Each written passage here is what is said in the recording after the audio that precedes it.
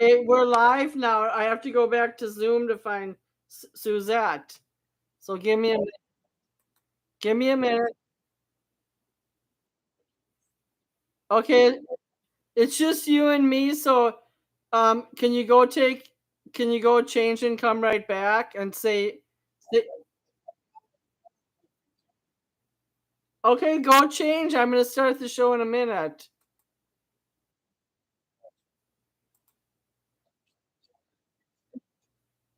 Okay,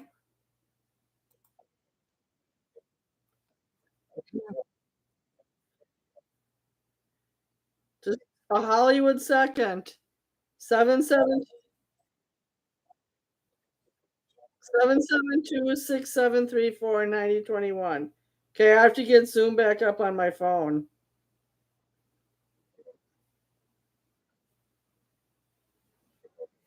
Just a minute. 772.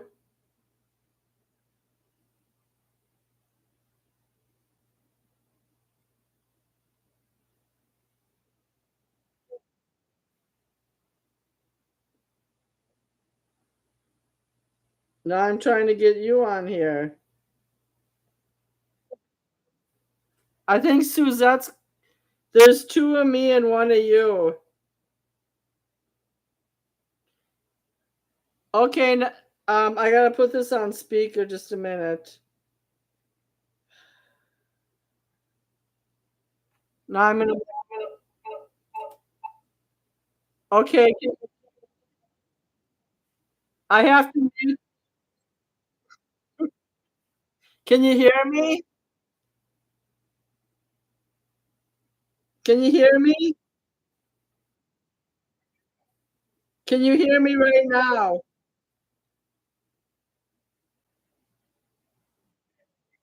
Can you hear me? Okay, so I'm gonna close this. I have two Zoom windows open. I'm going on I'm going on my live YouTube. Okay, here you hi hi YouTube. Why can't you see me? Oh, maybe because I have a Zoom simulcast. Systems going at the same time. Can you still hear me? Yep. Okay, so I'm gonna start out with a new topic. Why are some people prejudiced? Oh, that's crazy. What do you want to start the Zoom meeting with? Oh no, I mean, you can finally bring up the subject that I've been bringing up ever since the start of the show, what, 12 years ago, or whatever. Because I finally realized after 21 years, one of my best friends is prejudice. All of your best friends are prejudice. It just depends on who it is against. Well, you don't know who all my friends are, so you only know about the ones you talked to on the radio show. I don't have to know all your friends because I know that in some form or fashion they're prejudiced about something. Well, I've lived in a lot of places of diversity. And they weren't prejudiced. Huh? You're going to tell me they were not prejudiced. God. Okay, just based when we worked at the LA Times, people weren't prejudiced. Yeah, they were. You just didn't see it. You know, I saw it in that when I came to work, I had to deal with bosses who were they treated me differently than they treated fellow workers, the other white workers. And, I didn't say anything because I was having fun. I had Don Standard Time. If you remember, I came in. Sometimes at 10:30. I came in half an hour late every day because I was driving my stuff from Pasadena to Inglewood for the grandmother's babysitting. So I would drive down there every day and then drive to work. So coming out of Pasadena, the morning traffic, later on I was a youth sports coach, so I would leave Inglewood at 9 o'clock, and I wouldn't get home until 10, and then generally have to cook dinner, or I cooked dinner the night before, because Pat was working too, and we were both working a lot of hours, so we had no time to do anything, but we still would cook dinner, tuck the kids in. They'd be in bed probably about 10:30, and we'd be in bed for another day, where I'd get up at 5 o'clock and take them from Pasadena to Inglewood, come back to work, and then go back to Inglewood, go coach, and then come back home. So that was regular life, and I did a lot of other things because of my dad's position, so we'd go out to banquets on weekends and have parties and all kinds of stuff. So it was something that was pretty amazing. Was it your dad's wife who? Was it your dad's wife who babysat? I beg pardon? Was it your dad's wife who babysat, or your actual, or Pat's mother? Pat's mother. Okay. So she babysit, and I did that for about 2.5 years until they got into kindergarten. So, and we always made sure that we had jobs where I worked graveyard, she did first or second shift, or I worked second shift, she worked graveyard or whatever. We made sure we were involved with homeless kids because we didn't want to have any kind of outside direction that we knew would be our morals, if you will. And we made sure our kids grew up well. We sacrificed exclusively for them, and I didn't begin all of my, in earnest, my political things until I probably got to my late 40s. So this is something that I've been doing for about 20 years. So you basically just had a plain old family life. Yep. But it wasn't plain. Nothing with me is plain. Yeah, I know that. I know what you're saying. I had a wild family life, but it's been completely satisfying, and I've got everything I could ever dream of because I had dreams of a family, relatively large family since I was a child. It just was, a dream God put it in my head, and that's something that I always knew I would have, even though I didn't know what I wanted, but I knew somehow that I would always have a large family. And right now, with my family alone, Pat and I, we have 13, including grandkids, and then with the extended family of in-laws and things like that, we're well into the probably 40s or 50s, high 40s or low 50s, where if we all got together, it would be the need to lease out the forum or something like that. But we're happy and make sure that we take care of each other, and then we're able to take care of everybody else. And that's our one of the things that we do. So that's a nice story. I didn't really fully plan my life out, but after my divorce in '94, after our child died, I didn't know if I'd ever have children again, but it happened. So I want to segue into that. I did get pregnant with a Liberian child, and there was going to be natural prejudices that came with that. But the thing is I had an argument with a co-host tonight, and he constantly teases me about having too many black friends. And in the Blog Talk Radio Network, there are a lot of black participants. I can't help who gravitates to this show. Like, there's Sarge, and there was Pianke, and then my friend Neil was on a few times, who's a Hebrew Israelite. But I also have a lot of Latino people on the show, like John and Albert. And I have Suzette, who's from Colombia, but she's married to a white guy. So what's the diff? Like, why do people even have to define it if we're having a international radio show from California with multi-diverse families and long-term friends and co-hosts?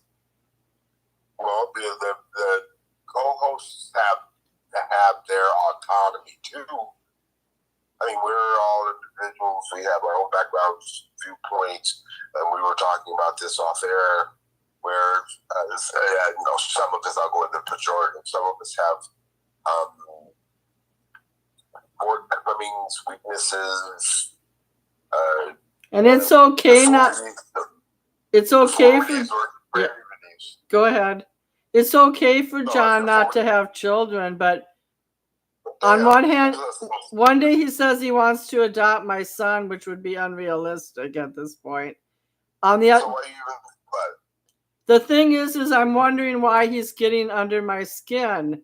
Why is he defining? He's defining me by my friends. I have. Well, I'm trying to tell you that this is not necessarily something that's new. That's what I was trying to tell you. This is something that happens all the time, and you're getting more sensitive. It was happening all the time, but you're getting more sensitive. And, and studies always show that the older you get, the more conservative you get, and more sensitive, and also more lonely. You become. I'm not lonely. I was when my son was. I changed it. People become lonely. Oh. And they become isolated. And in this case, you've got, someone who is thinking that he's doing really thinking of doing the work of the Lord. So you can't stop him. You can't tell him what to do. He's doing what he thinks he's going to do, and he's going to tell you to screw you. And and that's what I'm trying to tell you. There's no reason for him to keep you as a friend if you're going to be critical of him all the time. No, I shouldn't keep him as a friend because he keeps implying that I did something wrong by giving birth to a black child. So what? Then you have to let him go. If you don't like it, leave.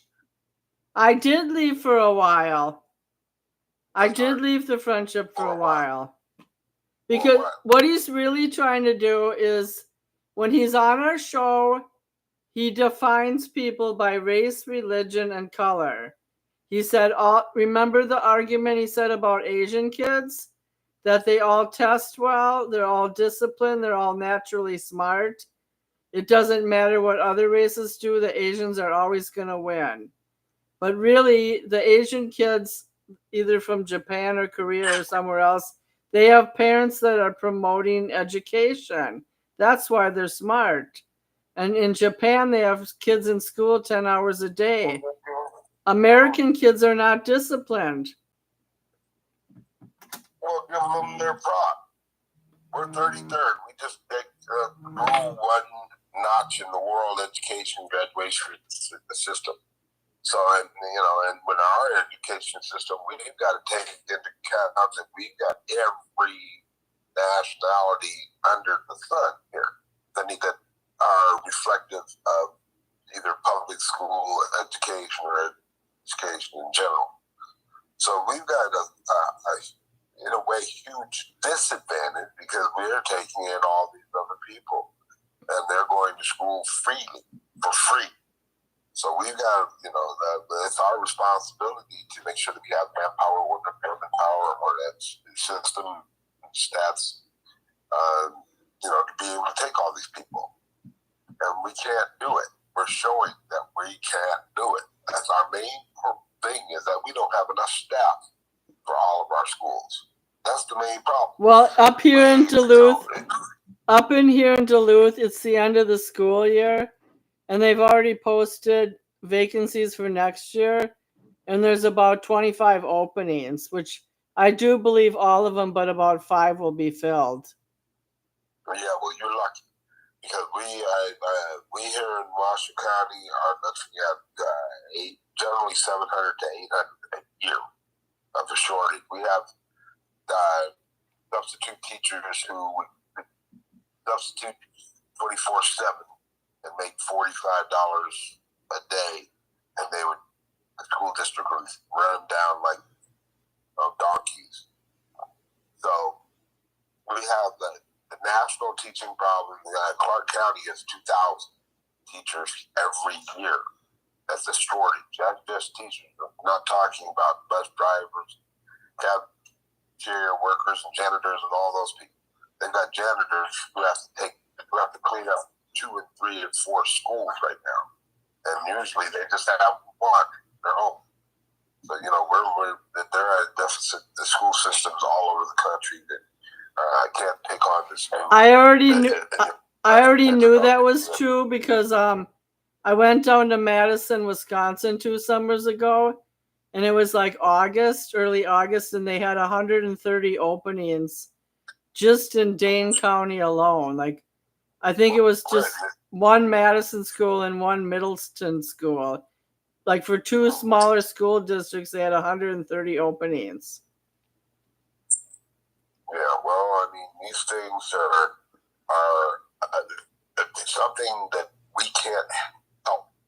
They're things that when you talk about who is doing for what for whom, that's where you really get into kind of the weeds part of it, because we've got the old guard, and that includes you guys, the pale face, and so we've got the old guard who doesn't want to give it up. They're slow to say that it's about time they give up the ghost. Their methods are becoming antiquated. We're in a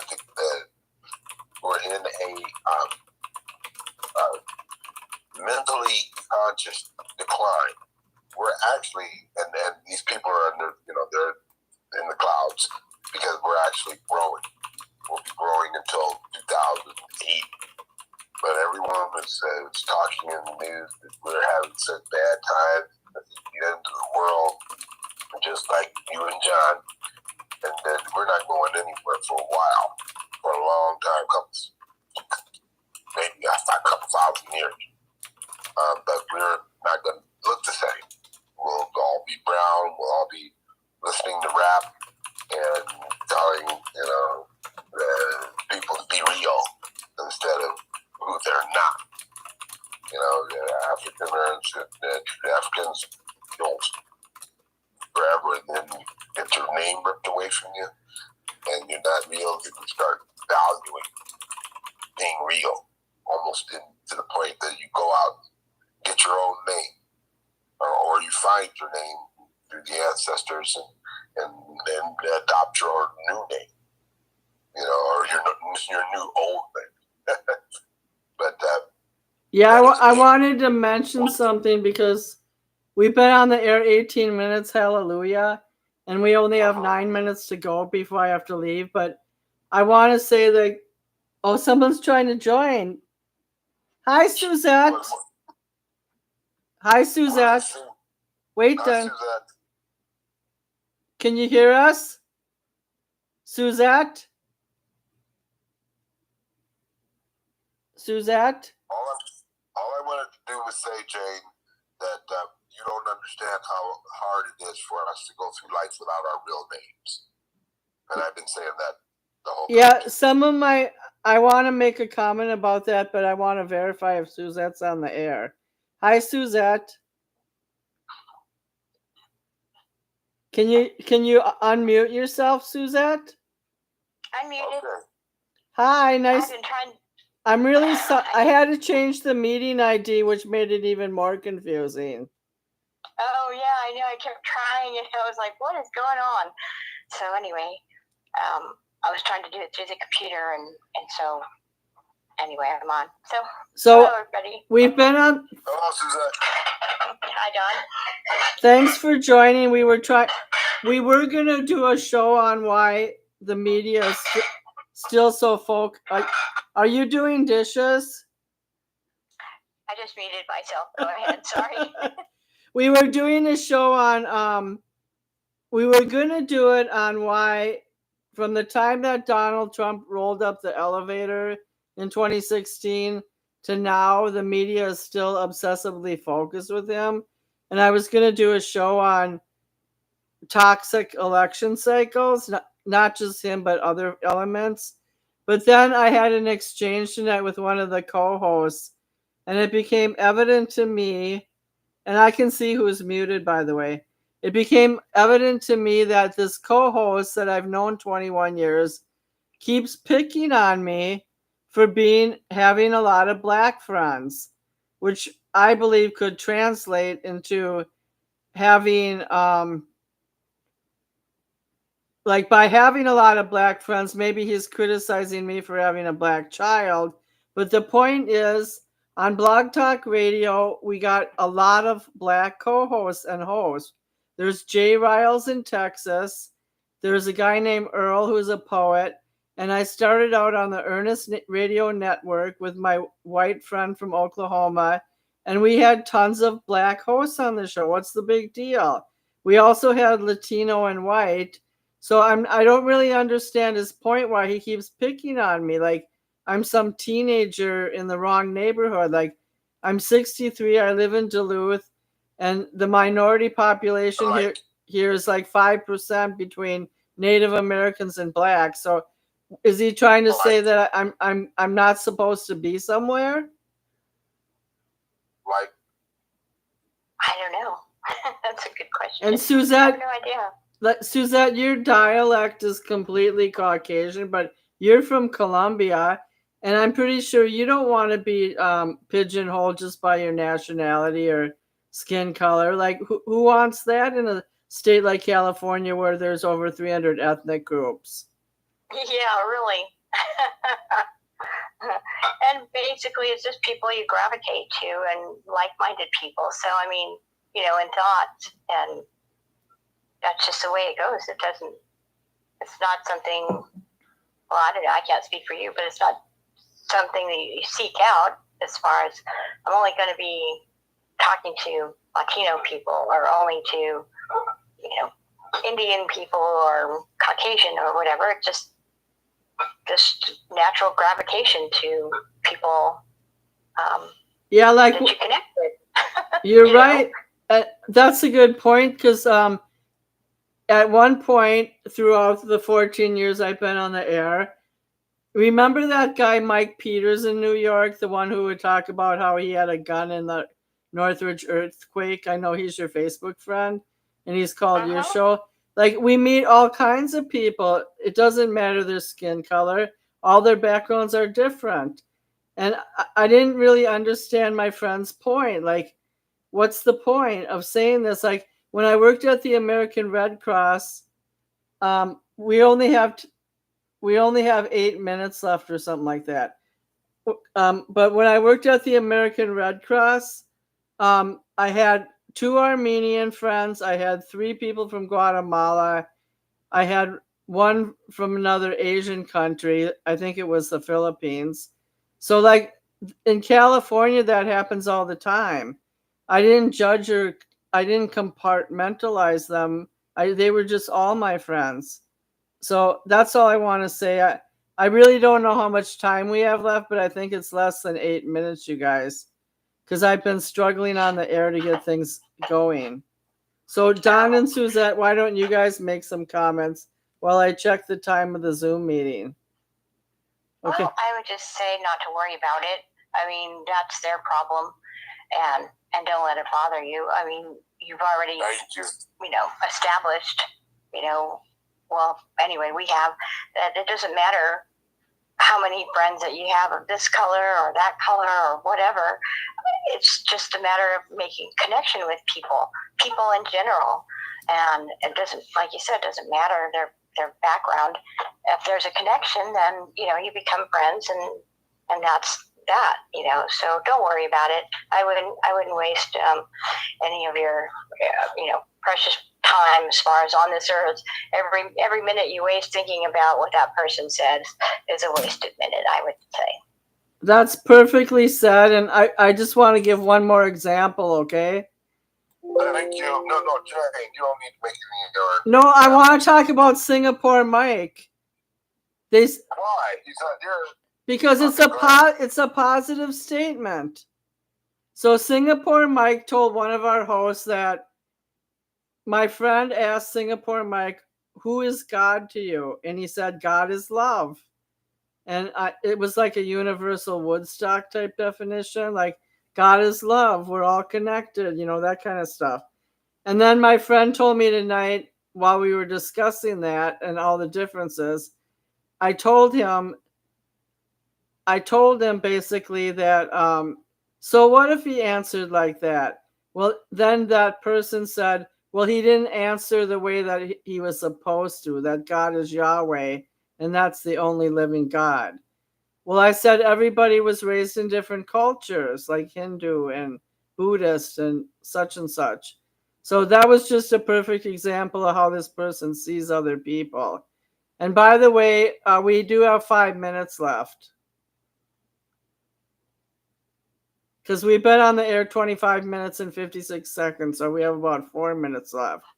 But I want to take a second to appreciate and thank people like Wade, Suzette, and Don that have to deal with all this Blog Talk Radio engineering problems, because it's really kind of ruining my evening plans.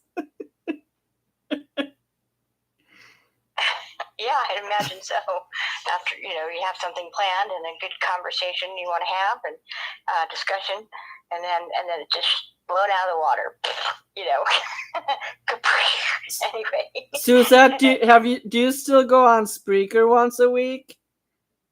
Yes, except for this week I wasn't able to, and that kind of bummed me out. And that was just because of my doctor's appointments that conflicted with the time that I normally have a show. So I understand, but like you guys are really, Suzette, sometimes I have to call her and touch base with her to see where she's at. And sometimes I do call you guys one at a time to find out, because Pat and Don have a lot of outside community appointments too. And we've had a few good shows in the last month, but out of the last 5 weeks, we've only been able to do 2 shows on Blog Talk Radio. So, it does get frustrating. Yeah, no thanks to Blog Talk Radio. They've been on the blink for a while now, as far as off and on. And, they're paying customers that may have a show once a week, and that's it. And it happens to fall on one of those days that they have a show, because they're on the blink, that they lose money. And I called the show 2 hours ago, and it said, please call back at your regularly scheduled time. So then I called 12 minutes before the show started. I'm sorry, we're having engineering problems. And then I have to scramble and tell you guys to do something else. So Did you give the phone the finger, the bird? Did you flip them off? No, but I'm planning to announce on Twitter that they're complete, absolute failures. You can tell them, here, scramble this. So we have 1 minute and a half left. Don or Suzette, make a conclusion.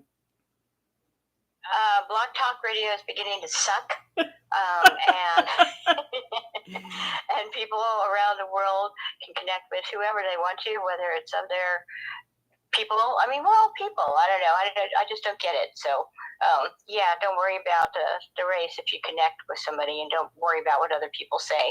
They can also scramble the finger. Right. I don't even, when I meet someone, I'm not like sizing them up. They're just people. Right, or if you talk to them over the phone, go, by the way, what color are you, or what's your background? Oh yeah, I can't speak with you. I gotta go. Bye. Or how long have you lived in America, and did you come illegally? Right. I'm not gonna do that to another person. So, John? Don was talking about his lineage early tonight and how he wanted a big family, and that was kind of a touching moment, right, Don? Yeah, I'm a very touching person. That's beautiful. Yeah, no, it's the only thing that if you believe in God or any other religion, the family is the nucleus of everything. Absolutely. And yeah, that's why some of the things that are going on are so existential to us, because to life itself, because it's not always natural, and we need to find a good middle ground where people can, that's where they say they had a good life and they had support and love. That's mainly what we're all looking for. That's a good way to end it, you guys, because it's ending in less than a minute. So I'm gonna schedule another show next Monday, and hopefully BTR will be up. And Suzette, I'll call you this weekend, okay? Okie dokie, sounds good. It was good talking to you all. Yep, thank you so much. Good night. Good night, listeners. Good night.